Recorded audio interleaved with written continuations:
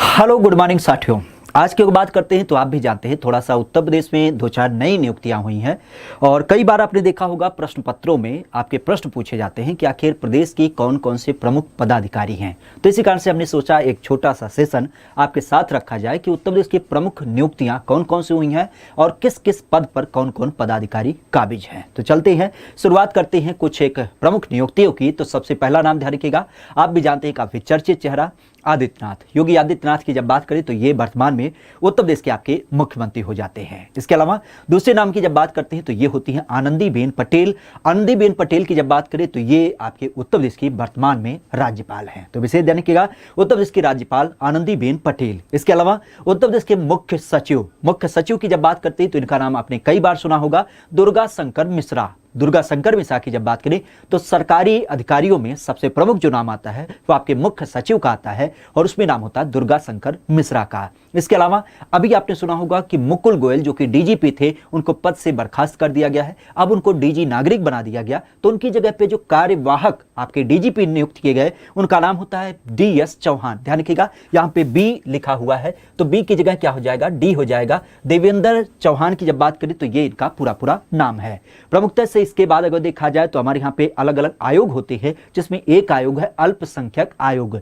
अल्पसंख्यक आयोग की जब बात करते हैं तो उसके जो प्रमुख हैं, अध्यक्ष हैं, उनका नाम है अशफाक सैनी। क्या नाम है, अशफाक सैनी हमारे यहाँ पे अल्पसंख्यक आयोग के अध्यक्ष हैं। इसके अलावा अगर हम यहीं पे बात करें एससी और एसटी, जनरली आप भी जानते हैं अनुसूचित जाति और अनुसूचित जनजाति, इसको लेकर के जो आयोग है उसके अध्यक्ष जो है उनका नाम है डॉक्टर राम बाबू हरित। क्या नाम है, डॉक्टर राम बाबू हरित, यह इस आयोग के अध्यक्ष हो जाते हैं। साथ ही साथ अगर देखा जाए तो आपने सुना होगा यूपीपीसीएस, क्या बोलते हैं, यूपीपीसीएस की जब बात करते हैं खास करके हमारे यहाँ पे जो पीसीएस की परीक्षा कराता है उसके अध्यक्ष की जब बात करें उत्तर प्रदेश लोक सेवा आयुक्त के रूप में, तो इनकी जब बात करते हैं तो इनका नाम होता है संजय श्रीनेत। क्या नाम होता है, यूपी पीसीएस के अध्यक्ष हैं संजय श्रीनेत। इसी के साथ अगर देखा जाए तो यहीं पर ध्यान रखिएगा, हमारे प्रदेश के जब हम मुख्य न्यायाधीश की बात करें तो उनका नाम है 49वें नंबर का। किस नंबर के हैं, इस चीज को ध्यान रखिएगा, 49वें नंबर के जो हाई कोर्ट के चीफ जस्टिस हैं उनका नाम है राजेश बिंदल। क्या नाम है, राजेश बिंदल 49वें नंबर के हमारे प्रदेश के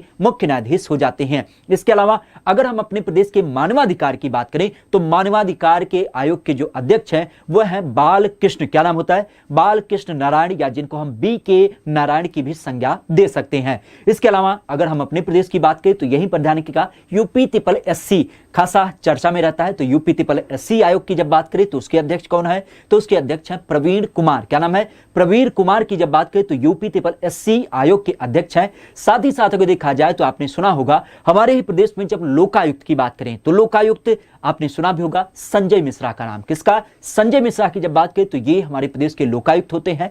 इसी के साथ अगर देखा जाए तो हमारे प्रदेश में जो पिछड़ा वर्ग आयोग है जिसको हम ओबीसी आयोग के नाम से जानते हैं उसके अध्यक्ष हैं जसवंत सैनी। क्या नाम है, जसवंत सैनी ओबीसी आयोग के अध्यक्ष हैं। यहीं पर ध्यान रखिएगा हमारे प्रदेश में महिला आयोग, और महिलाओं को आयोग के संदर्भ की जब बात करें तो उसके जो अध्यक्ष हैं उनका नाम होता है बिमला बाथम। क्या नाम है, बिमला बाथम की जब बात करें तो ये उत्तर प्रदेश महिला आयोग के वर्तमान में अध्यक्ष हैं। इसी के साथ अगर हम बात करें हमारे ही प्रदेश में तो महाधिवक्ता, अभी आपने सुना था उत्तर प्रदेश के महाधिवक्ता के रूप में जो नाम चयनित किया गया वो होता है अजय कुमार मिश्रा। क्या नाम है, अजय कुमार मिश्रा, ये उत्तर प्रदेश के महाधिवक्ता हो जाते हैं। खासा ध्यान रखिएगा उत्तर प्रदेश के संदर्भ में ये प्रदेश के पहले विधि अधिकारी होते हैं। दोनों सदनों की जब बात करें तो उन सदनों के कार्यवाहियों में भाग लेते हैं, उसमें बैठते भी हैं लेकिन उसमें मतदान नहीं कर पाते हैं, तो इस कारण से इनका नाम ध्यान रखिएगा। इसके अलावा देखा जाए तो हमारे ही प्रदेश में जब हम राज्य निर्वाचन आयुक्त की बात करें जो पंचायती राज्यों वगैरह के निर्वाचन की बात करता है तो उसके अध्यक्ष के रूप में देखा जाए तो मनोज कुमार। क्या नाम होता है,